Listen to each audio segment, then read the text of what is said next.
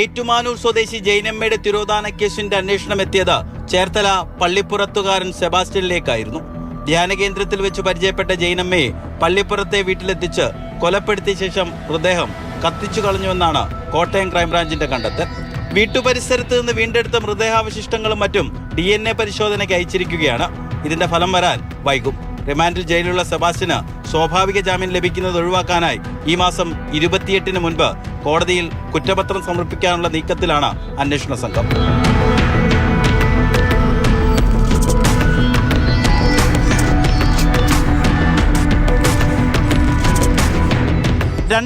ിൽ കാണാതായ ചേർത്തല കടക്കരപ്പള്ളി സ്വദേശി ബിന്ദു പത്മനാഭനെയും കൊന്നു കുഴിച്ചു മൂടിയെന്ന് ചോദ്യം ചെയ്യലിൽ സെബാസ്റ്റ്യൻ സമ്മതിച്ചുവെന്നാണ് ക്രൈംബ്രാഞ്ച് പറയുന്നത്.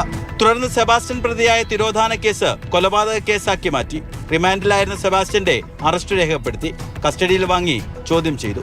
വിവിധ സ്ഥലങ്ങളിൽ എത്തിച്ച് തെളിവെടുത്തു. ഷാൾ കഴുത്തിൽ മുറുക്കി ശ്വാസം മുട്ടിച്ചാണ് ബിന്ദുവിനെ കൊലപ്പെടുത്തിയത്. മൃതദേഹം പല കഷ്ണങ്ങളാക്കി വിശാലമായ വീട്ടുവളപ്പിൽ പലയിടങ്ങളിലായി കുഴിച്ചിട്ടു. അഴുകിയ ശേഷം അസ്ഥികൾ പുറത്തെടുത്ത് കത്തിച്ചു. ചാരം വേമ്പനാട് കായലിൽ ഉൾപ്പെടെ ഉപേക്ഷിച്ചു. വീണ്ടെടുക്കാനാകാത്ത വിധം തെളിവുകളെല്ലാം സെബാസ്റ്റ്യൻ നശിപ്പിച്ചിട്ടുണ്ട്. സെബാസ്റ്റ്യന്റെ വിശ്വസ്തനായിരുന്ന ഓട്ടോ ഡ്രൈവർ മനോജിന് കൊലപാതക വിവരം അറിയാമായിരുന്നു. തിരോധാന കേസിന്റെ അന്വേഷണ ഘട്ടത്തിൽ ഉദ്യോഗസ്ഥർ പലതവണ ഇയാളെ ചോദ്യം ചെയ്തു. പിന്നാലെ മനോജിനെ ആത്മഹത്യ ചെയ്ത നിലയിൽ കണ്ടെത്തി. ഓട്ടോ ഡ്രൈവറുടെ മരണത്തെക്കുറിച്ചും സംസ്ഥാന ക്രൈംബ്രാഞ്ച് വീണ്ടും അന്വേഷിക്കുന്നുണ്ട്. കുടുംബവുമായി അകന്നു കഴിയുകയായിരുന്ന ബിന്ദുവിന്റെ കോടിക്കണക്കിന് രൂപ മൂല്യമുള്ള സ്ഥലങ്ങൾ കൃത്രിമം കാട്ടി വിറ്റതിന്റെ രേഖകൾ കേസിൽ നിർണായകമാണ്.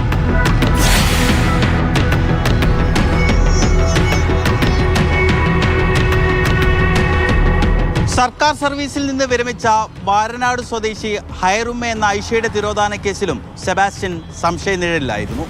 തിരോധാന കേസ് വധക്കേസാക്കി മാറ്റണമെന്നാവശ്യപ്പെട്ട് ചേർത്തല പോലീസ് അധികം വൈകാതെ തന്നെ കോടതിയിൽ അപേക്ഷ നൽകും. അതിനായി ഐഷയുടെ അടുത്ത സുഹൃത്തുക്കളുടെ ഉൾപ്പെടെ മൊഴി വീണ്ടും എടുത്തു. സെബാസ്റ്റ്യനും ഐഷയുമായി അടുപ്പമുണ്ടായിരുന്ന ചേർത്തല സ്വദേശി റോസമ്മയെ വീണ്ടും ചോദ്യം ചെയ്യും. ഇവരുടെ വീടിന് എതിർവശത്തുള്ള പൂട്ടിക്കിടക്കുന്ന കോഴിഫാമിൽ JCB ഉപയോഗിച്ച് മുൻപ് തിരച്ചിൽ നടത്തിയെങ്കിലും കാര്യമായ തെളിവുകൾ ഒന്നും ലഭിച്ചില്ല. സെബാസ്റ്റ്യന്റെ ചില സഹായികളും പോലീസിന്റെ നിരീക്ഷണത്തിലാണ്. ക്രിമിനൽ പശ്ചാത്തലമുള്ള ഇവർക്കും കൊലപാതകങ്ങളിൽ പങ്കുണ്ടോ എന്ന് പരിശോധിക്കുന്നുണ്ട്. ചേർത്തലയിലെ 2 സഹകരണ ബാങ്കുകളിലായി ഉണ്ടായിരുന്ന 2 കോടിയിലധികം രൂപ ഏതാനും വർഷം മുൻപ് സെബാസ്റ്റ്യൻ പിൻവലിച്ചതിന്റെ രേഖകൾ അന്വേഷണ സംഘത്തിന് ലഭിച്ചു.